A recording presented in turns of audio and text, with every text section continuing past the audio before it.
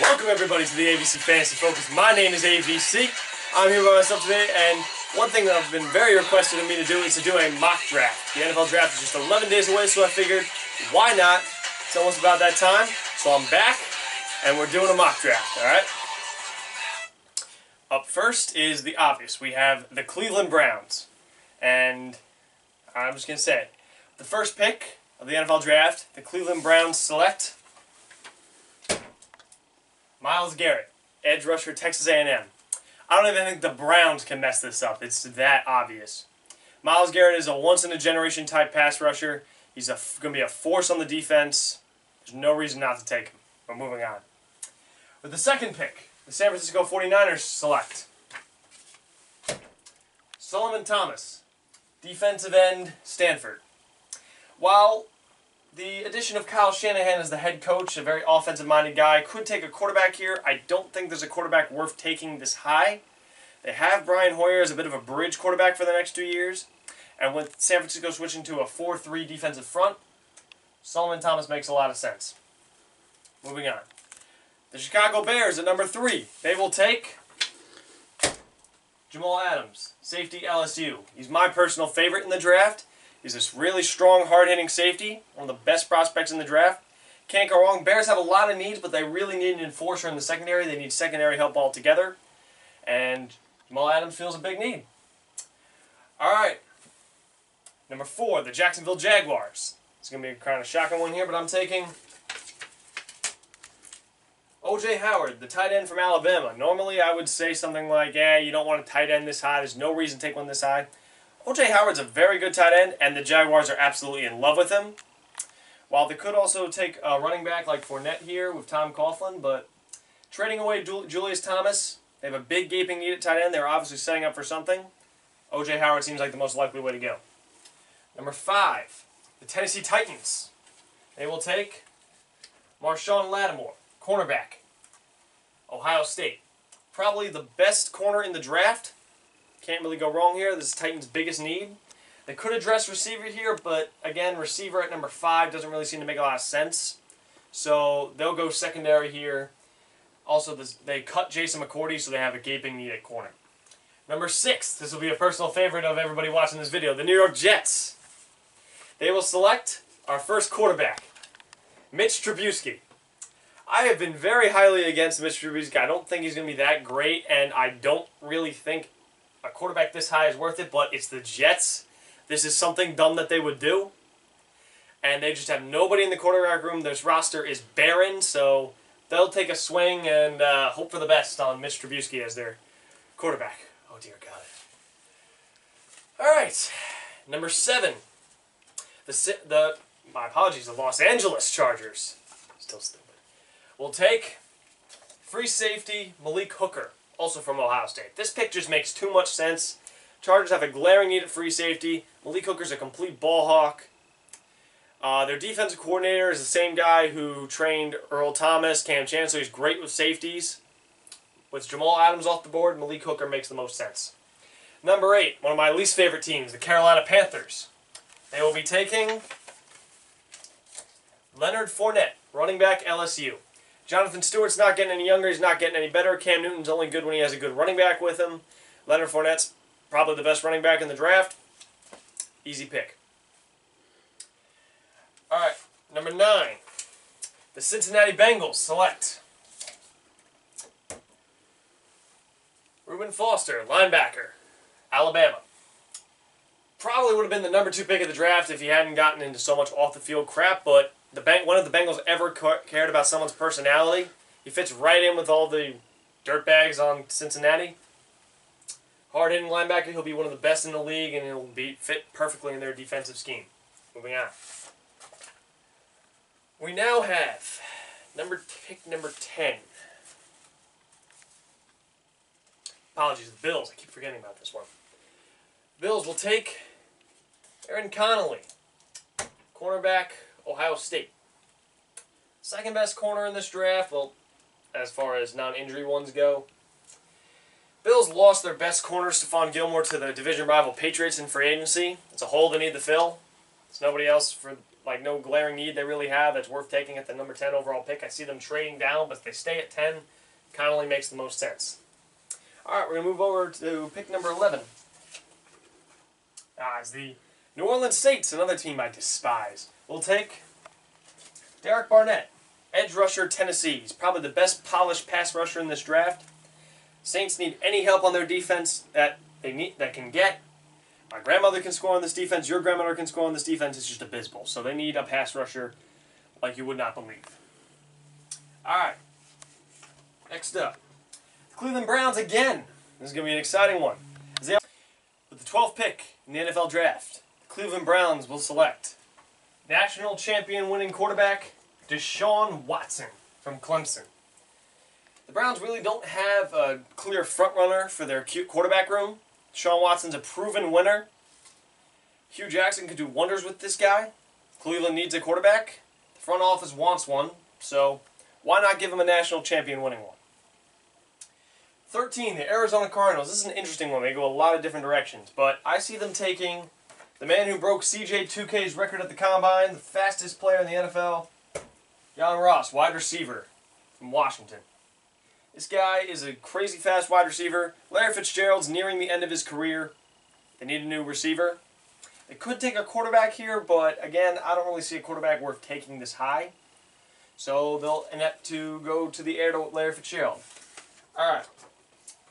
At 14, the Philadelphia Eagles will take running back Christian McCaffrey out of Stanford. This again just makes too much sense. Eagles love backs like Darren Sproles like they have now. They like receiving backs. Carson Wentz needs all the help he can get. A good running back like McCaffrey would help. They're not going to go receiver here. They went receiver in free agency. There's no corner really worth taking here. So they take the best player on the board, and that's Christian McCaffrey. All right, 15, the Colts. After being robbed of Reuben Foster, they will take the second best interior linebacker in the draft, Son Reddick out of Temple. This man is a wicked fast linebacker. Reminds me of Ryan Shazier on the Pittsburgh Steelers. He'll be good for the Colts defense that really needs a good linebacker. All right, now, at 16, the Baltimore Ravens will select Mike Williams, wide receiver, Clemson. Steve Smith retiring. The Ravens need a new wide receiver number 1 for Joe Flacco. And they've had private meetings multiple times with Mike Williams. Seems like they like him. Why not give Flacco a big weapon? 17. The Washington Redskins. A lot of different directions they go, but they're going to go with Jonathan Allen, defensive lineman out of Alabama. This one is a bit curious because Allen has fallen from the number 2 spot all the way down here. He's had health issues, had character issues. It's a lot of issues with Allen, so he'll fall, and the Redskins will be all than happy to pick up a good defensive lineman. Number 18, Tennessee Titans' second pick. They will take their wide receiver, Corey Davis, out of Western Michigan. By far my favorite wide receiver in this draft. He's a big-bodied wide receiver, speed, strength, athletic. He's just a perfect wide receiver 1, and he'll make Mariota so much better. At 19, another team I dislike, the Tampa Bay Buccaneers, will select Dalvin Cook from Florida State. Cook is believed by many to be one of the best running backs in this draft, maybe even better than Fournette. He's had injury issues and character issues, so I see him falling to 19. Bucs have already had enough character issues at running back with Doug Martin, and they need a new running back, so Dalvin Cook makes a lot of sense. All right, number 20, the Denver Broncos will select Garrett Bowles, offensive tackle from the University of Utah. Denver's worst thing is O-line. They have a decent quarterback room. They don't need to draft a quarterback. They don't need anything on defense. They have a good core on offense. They just really need a better offensive line to protect whatever quarterback they're going to start this year. As we will now move to playoff teams. With the 21st pick and our first playoff team, the Detroit Lions will take Raekwon McMillan, inside linebacker from Ohio State University. Lions just need a linebacker to help out their defense. That was one of the biggest weaknesses that they had. They don't have a lot of needs on offense. They could go running back, but with Cook, Fournette, and McCaffrey all gone, not worth taking in the first round. Better to address the defense. All right, number 22, the Miami Dolphins, making the playoffs this year, surprisingly. We'll select Ryan Ramczyk, offensive tackle from the University of Wisconsin. I'm actually going a bit higher than most mock drafts, but with the scarcity of O-linemen in this draft and their need at tackle, with Bowles gone to the Broncos, they're going to need an offensive tackle. 23, the Oakland Raiders will select. Oh, no. Excuse me. 23, here's a favorite. The New York Giants will select David Njoku, tight end from the University of Miami. This is by far, I think, the stupidest pick that's going to be made in this draft, but I have to defend it here. The Giants have quite a few needs. They have offensive line, linebacker, and I guess you count tight end. I like Will Tye, but they do need a tight end. I'm not big on taking tight ends this early, but with McMillan, Foster, Riddick, all those guys gone, there's no middle linebacker worth taking. They could take a guard, but they don't really need a guard. They need a tackle. With Ramczyk gone, there's no point in taking him. There's no running back to take, so Njoku's the best guy on the board, I guess. All right, number 24. The Oakland Raiders will select Marlon Humphrey, cornerback, Alabama. Another really good corner. It's a great defensive draft. Oakland needs corners. They need better pass defense. That has to be said. 25. The Houston Texans will select Patrick Mahomes from their local University of Texas Tech. Mahomes' draft stock has vastly increased. I don't particularly like him as a quarterback, but I feel like Houston will. They need to draft a quarterback. There's no excuse for not drafting one. They have no quarterbacks. Their best one's Tom Savage, and we all saw how that worked out. So, Mahomes is the pick. 26, Seattle Seahawks select possibly the best O-lineman in this draft, Forrest Lamp, offensive guard. Offensive line is the Seahawks' biggest need. They could do something stupid like take a corner or something like that, but I feel like Forrest Lamp makes the most sense. They need to improve their offensive line. I think that's going to be the way to go. Number 27, Kansas City Chiefs select Deshaun Kaiser, quarterback, Notre Dame. By far my favorite quarterback in this draft, not just because I'm a Notre Dame fan. He was in a pro-style offense. He knows how to move the ball down the field, but Andy Reid, I think, will be able to completely help his development. He'll stand behind Alex Smith for a year or so, really get to learn the game. He'll turn out to be a great quarterback. They need an heir to Alex Smith. He's not going to win them a Super Bowl.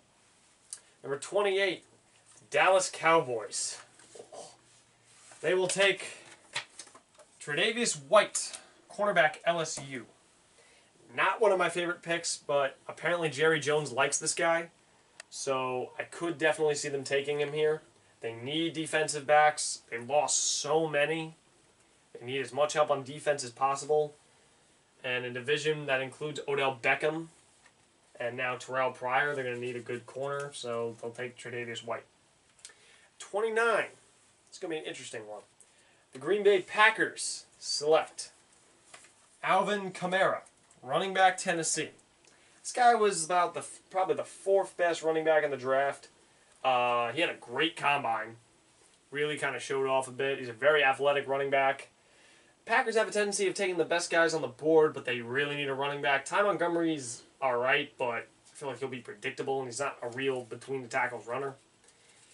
Kamara is an athletic running back who will really provide Aaron Rodgers with just another weapon on offense. Now, on to the Burgh in Pittsburgh. The Steelers will select possibly the most overrated prospect in this draft, Jabril Peppers. In their hope of creating the next Troy Polamalu, Steelers will take the really shaky defensive back from Michigan.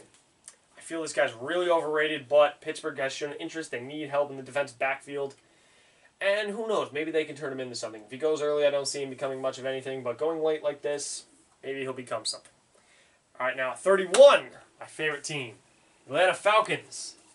Just needing a little bit more help on the defensive side to win the Super Bowl, will select the brother of the best defensive player in the NFL, T.J. Watt. edge rusher from the University of Wisconsin.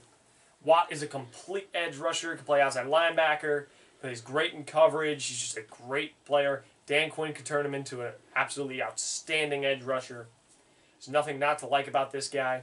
There are other edge rushers they could go here, and if Forrest Lamp falls, maybe that'd be the pick to go with, but if Watt is here at 31, there's no excuse for not taking him. Finally, the last pick in the draft. It is not the New England Patriots. It is the New Orleans Saints. We'll take, bear with me on this one, Obi Menifilofo. I doubt I said that right. He is a defensive back, corner, safety hybrid from the University of UConn. Who knew they played football at UConn? I thought they just played basketball. His draft stock has risen tremendously. He's a good defensive back. New Orleans needs as much help on defense as they can get. Obi makes sense. I wasn't even going to try to spell his last name on this card. And there you go. This is my first round prediction for the NFL draft. Now, I know there's going to be a lot of different opinions here. Hang on one second. There's going to be a lot of different people who definitely think that different things should happen here, but seriously, let me know your opinions. Comment in down below what you think. Maybe you have somebody going somewhere else. Maybe there's a prospect I missed that you think should be in the first round. Maybe there's a prospect you're curious about that you want to know where I think will go. This is the AVC Fantasy Focus. We will be back after the draft doing more videos like usual. We will do videos once the season starts again. I want to thank you all for joining me. And yes, as the music implies, the focus is back. And I will see you guys later.